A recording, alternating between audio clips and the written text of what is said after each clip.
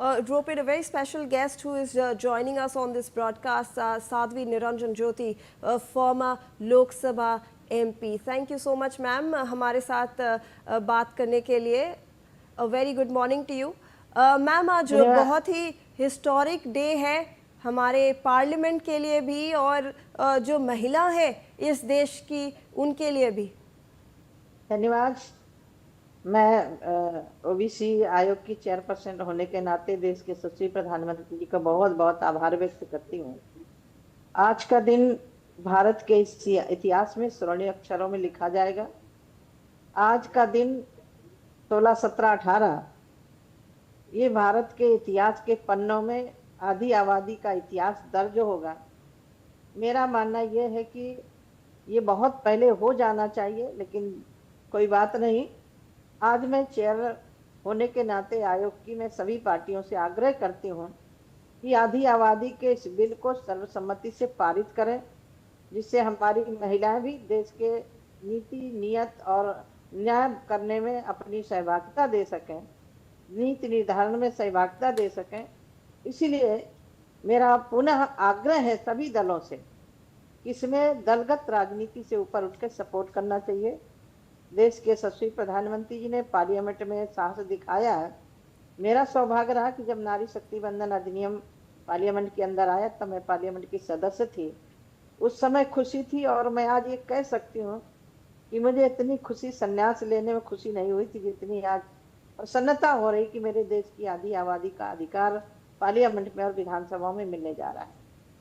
जी जी बिल्कुल ma'am. In fact ये सभी महिलाओं के लिए बहुत बड़ा स्टेप है और हमारे प्रधानमंत्री जी ने भी कहा था कि ये महिला सशक्तिकरण को भी आगे बढ़ाएगा. तो जब आप ये ऑपोजिशन देखते हैं और ये जो बिल के रिगार्डिंग कंट्रोवर्सी देखते हैं, उनको आप क्या कहना चाहते हैं? मैं इतने कहना चाहूंगी कि ये देश प्रजातांत्रिक देश है. किसी न किसी देश के कोने में चुनाव होते रहते हैं. कभी पंचायत के चुनाव, कभी नगरीय चुनाव, कभी विधानसभाओं के चुनाव.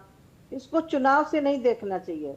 ये महिलाओं के अधिकार का विषय है. जो महिलाओं को पार्लियामेंट में और विधानसभा में अधिकार दिया जा रहा है, मुझे लग रहा है इसमें किसी भी दल को टीका टिप्पणी नहीं करनी चाहिए. मैं याद करना चाहूंगी कि पहली राष्ट्रपति प्रतिभा पाटिल जी ने तत्कालीन सरकार को लिखा था इस बिल को पार्लियामेंट में पारित करना चाहिए, जिससे देश की आधी आबादी को अधिकार मिल सके. लेकिन किन कारणों से नहीं किया गया मैं उस पर नहीं जाना चाहती. लेकिन देश के तत्कालीन प्रधानमंत्री जी, अभी जो हमारे वर्तमान में प्रधानमंत्री जी हैं, गृह मंत्री जी हैं, मैं सबका बहुत बहुत आधी आबादी की तरफ से आभार व्यक्त करती हूँ. आज का दिन मुझे लग रहा है कि आज मुझे स्वयं अपने आप को लग रहा है कि क्यों नहीं आज मैं पार्लियामेंट में हूँ, जब ये महिलाओं के लिए अधिकार देने के लिए एक बहुत स्वर्णिम अवसर आया है. फिर भी मैं आज सबके लिए शुभकामना देती हूँ देश की आधी आबादी के लिए, क्योंकि ये आज ही नहीं, मैं क्योंकि एक सन्यासी भी हूँ, तो मैं जब वैदिक काल को उठा के देखती हूँ तो मेरे देश की नारी कभी पीछे नहीं रही है. यदि याज्ञवल्क्य और जनक का संवाद होता है तो वहाँ गार्गी के रूप में उपस्थित होती है, और यदि शंकराचार्य और मंडन मिश्र का शास्त्रार्थ होता है तो वहाँ उभय भारती के रूप में निर्णायक भूमिका में खड़ी होती है. आजादी की लड़ाई लड़ी जाती है तो दुर्गावती, झांसी वाली रानी, ऐसी अनेकों हमारी वीरांगनाओं ने योगदान दिया. और यदि आज वर्तमान में देखूं तो जब पाकिस्तान ने दुस्साहस दिखाया उस समय हमारी दो बहनों ने सेना का नेतृत्व किया. तो कोई भी क्षेत्र महिलाओं से खाली नहीं है. तो फिर पार्लियामेंट और लोकसभाओं में क्यों ना उनको अधिकार मिले कि देश के कानून बनाने में उनकी भागीदारी हो सके. बिल्कुल मैम, आपने सही कहा. इनफैक्ट अगर हमारा जो पार्लियामेंट है, जिसको मंदिर कहा जाता है डेमोक्रेसी का, वहाँ पर हमें एक में से 3 में से 1 जो है हमें महिला दिखेंगी, तो हमारे पूरे देश की जो महिलाएं हैं वो और इंस्पायर होंगी कि वो लीड करे इस देश को. जैसे कि आपने एग्जाम्पल दिए बहुत सारे कि पहले भी हमने देखा है महिलाएं कभी पीछे नहीं रही हैं.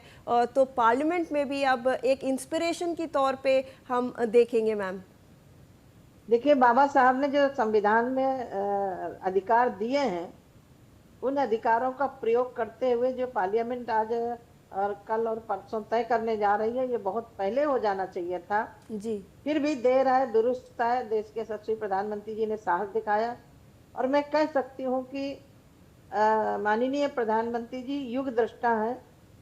भारत विकसित हो, समृद्ध हो, सशक्त हो, उसके लिए महिलाओं की भी भूमिका होनी चाहिए। ये तय हो रही है उनका उत्तरदायित्व तो महिलाओं का पार्लियामेंट में। तो ये आज का दिन बहुत स्वर्णिम अक्षरों में लिखा जाएगा। और जी मेरा सौभाग्य रहा कि जब नारी शक्ति बंधन अधिनियम आया, आप देख रहे हैं जो फोटो पिक्चर चल रही है प्रधानमंत्री जी का सम्मान करते हुए, जी उसमें मैं भी खड़ी हूँ। जी और मैं आज ये कह सकती हूँ कि बाबा साहब और भारतीय जनता पार्टी के नेतृत्व के कारण आयोग बहुत पहले से था, लेकिन एक महिला के रूप में आयोग की अध्यक्ष मैं बैठी हूँ। तो मैं अध्यक्ष, आयोग की अध्यक्ष होने के नाते भी सारी पार्टियों से आग्रह करना चाहती हूँ, निवेदन करना चाहती हूँ। यह पार्टी और जाति का वो नहीं है, सवाल नहीं है, ये नारी का सवाल है। तो मुझे लग रहा है किसी भी दल से आएगी महिला तो महिला ही तो जीत के आएगी। और मैं उम्मीद करती हूँ कि सारे दल इस बिल को सपोर्ट करेंगे, सर्वसम्मति से पारित करेंगे। मैं आग्रह के साथ सभी दलों से निवेदन करती हूँ। जी, धन्यवाद मैम आपका, हमें समय देने के लिए और हमारे साथ जुड़ने के लिए। We appreciate it. धन्यवाद, धन्यवाद, धन्यवाद, धन्यवाद, धन्यवाद।